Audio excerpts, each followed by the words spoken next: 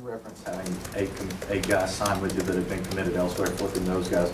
How were you able to flip them and sell your plan, as you call it, without having yet coached a game in the SEC? Again, I think it goes back to relationships. I think it goes back to just spending time in selling your product, you know, and I think that's the big thing, is just, you know, taking advantage. If you have an hour of time spent with the individual, you make the most out of that hour time that you have. So again, you know, I say it again, is we have a great staff. They're people-oriented. They believe in developing the full individual, and I think they saw that in our staff. I think they saw a genuineness in our staff, and that came, you know, the great thing for me is on Sunday I have an exit interview with everyone who has an official visit. And I kind of have a checklist and try to do quality control within the official visit. And everyone spoke about the genuineness of our staff.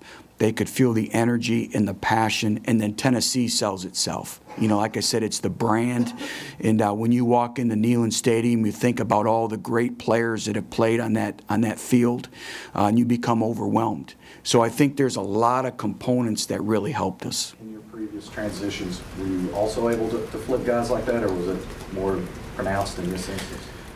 Probably more here than ever, and again, I think it's because of our brand and our product. But you talked about kind of flipping 8 guys. One of your guys, Jason Carr, a couple of schools came at him. Just were you nervous about him for a while there, and just how difficult was it to hold on? Absolutely, absolutely. And I tell you what, I love Jason Carr, and you know, he came here, had a great official visit, and then everyone in the SEC came after him. He even had schools camping out at his high school all day.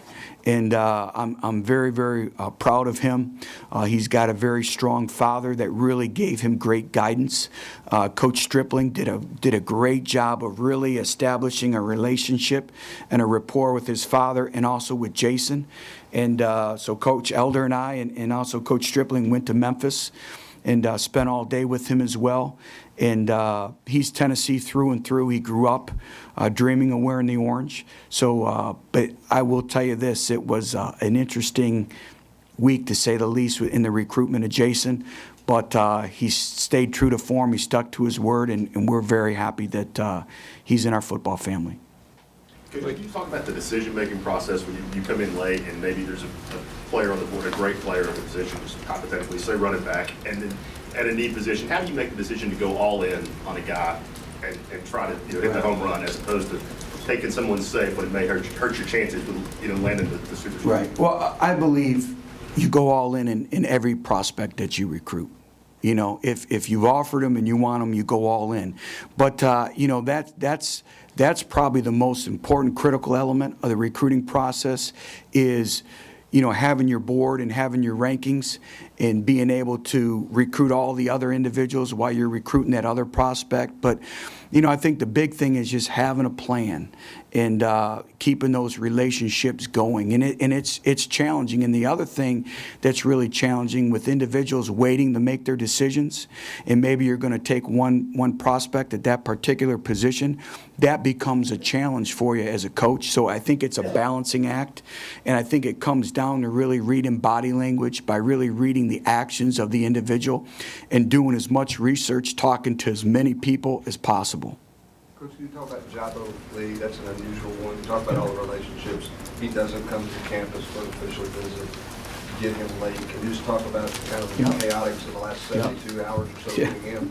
You know, Jabo Lee was an individual who, you know, it gets back to your question, is he was an individual who we were recruiting all the way through. And we knew he had a tremendous skill set. And, you know, Jay Graham did a tremendous job of really developing a rapport and a relationship with him. And Jay had him in camp at South Carolina, so he knew all about him. And we continued to watch his film. And I think when you really watched his film, he missed much of his senior year. So when you went back and we watched his junior film, we watched his sophomore film, we even tried to watch his freshman year. And what you saw that we felt was an individual that if he would have had the benefit of a full senior season, he would have been one of the highest ranking running backs in the country and very highly recruited. So, you know, we had a great need, as you all aware of, at running back. And we had a lot of known information, so to speak, with him. And so we felt he would be a great addition to our offense. He fits everything that we do.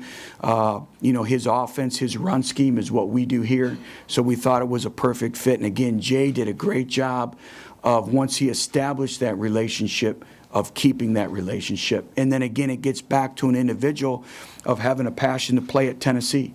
You know, Tennessee is a place that Jabbo always envisioned himself playing at.